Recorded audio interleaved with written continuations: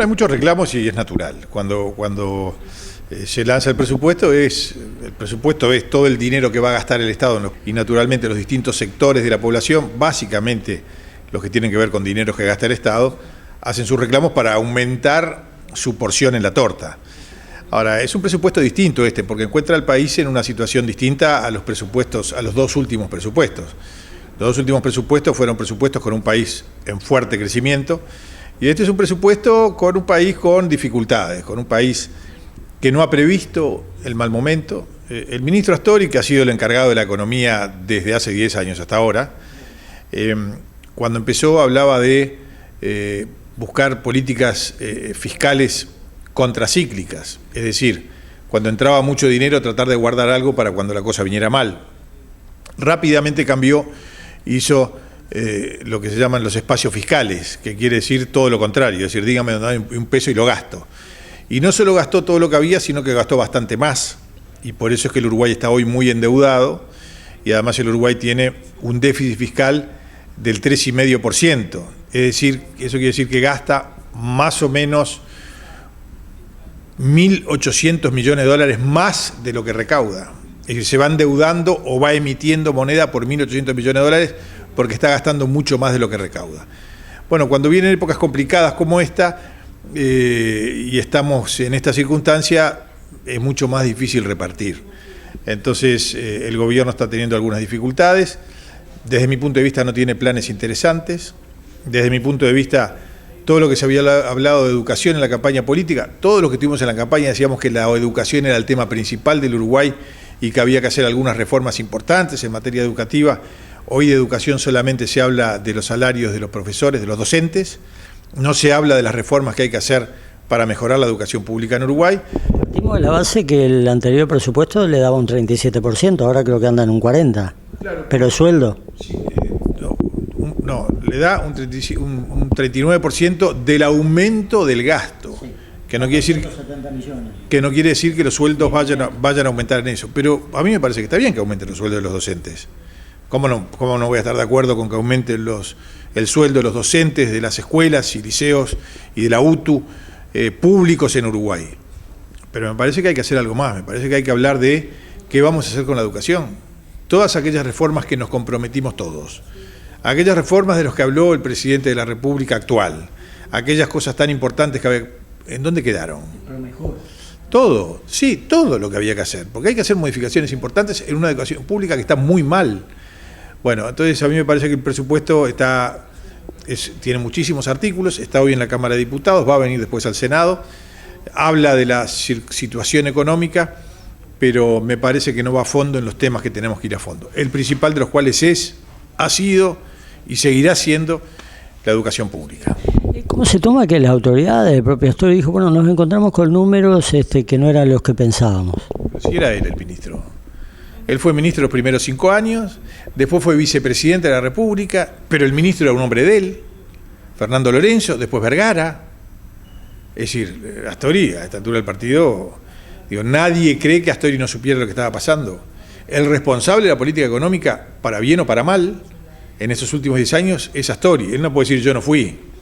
¿Quién fue? No puede mirar con cara sorprendido para el costado. No se puede hacer el que no estaba en el tema. No. Él estaba en el tema, él sabe cómo viene la mano, es un hombre inteligente, es un economista de buen nivel, o sea, no puede decir que no sabía cómo estaban los números.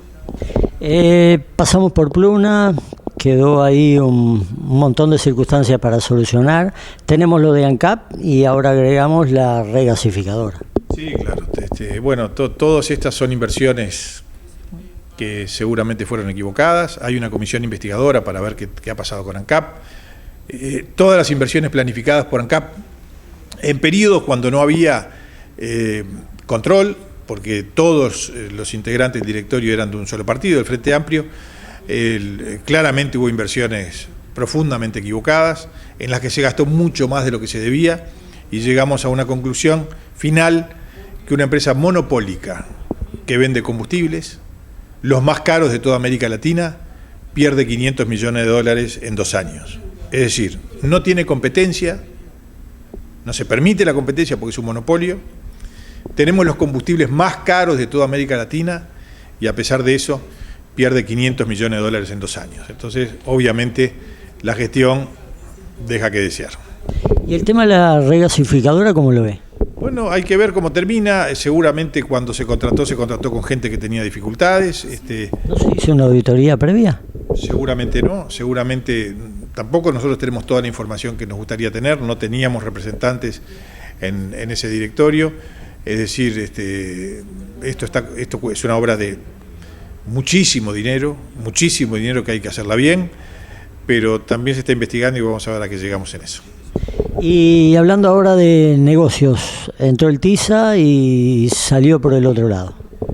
Bueno, el presidente Mujica y el ministro Almagro decidieron que era importante para Uruguay entrar a negociar en el TISA, que es un acuerdo de servicios, un acuerdo de libre comercio de servicios, que es bien importante para el Uruguay estar desde mi punto de vista. Entonces Uruguay estaba en la mesa negociadora, no había aceptado nada. Estar en la mesa negociadora implica ver qué está pasando, tratar de poner las condiciones que uno quiere para ver si llega a un buen acuerdo. Si se llega a un buen acuerdo, recién al final el gobierno lo tiene que firmar y no es válido hasta que no lo apruebe el Parlamento.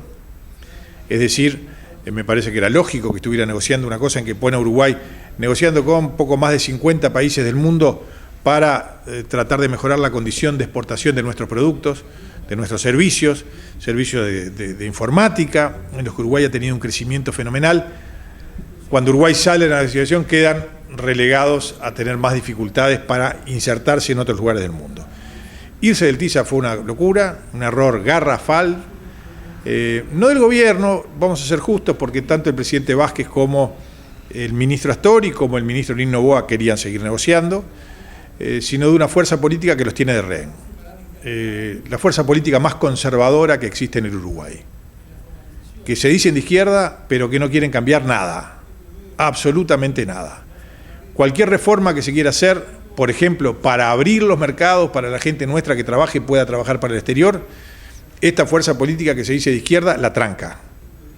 Que nadie cambie, que todo siga como está. Queremos reformar la educación, la fuerza política la tranca. Ninguna reforma, que todo siga igual. Entonces, el presidente de la República hoy es rehén de esa fuerza política. Él ha dicho, yo quiero gobernar con mi fuerza política, así que todo lo que ellos digan yo lo voy a hacer. El presidente de la República ha perdido mucha fuerza. Tuvo 3 episodios en una semana en los que el Frente Amplio claramente se le tiró en contra. El primero cuando declaró la esencialidad de los servicios de educación. Tuvo un revés fenomenal de parte del Frente Amplio. El segundo cuando le pidió a sus legisladores que no entraran a votar lo que habíamos negociado acá, en este despacho. Habíamos negociado con representantes de otros partidos políticos, que era la modificación de la Suprema Corte de Justicia. El doctor Vázquez trató de trancarla, por suerte no pudo. Y el tercero con el TISA. En una semana, 3 reveses que implican y dicen claramente que o el presidente Vázquez se pone firme y trata de hacer cumplir las ideas que tiene él, por las que la gente lo votó en el gobierno, o el país durante 5 años va a estar paralizado. Me da la impresión de que el presidente Vázquez viene jugado a esta segunda posición, para tratar de tener paz él personalmente con su fuerza política y que las cosas pasen como tienen que pasar. Punto de mira. Periodismo con identidad.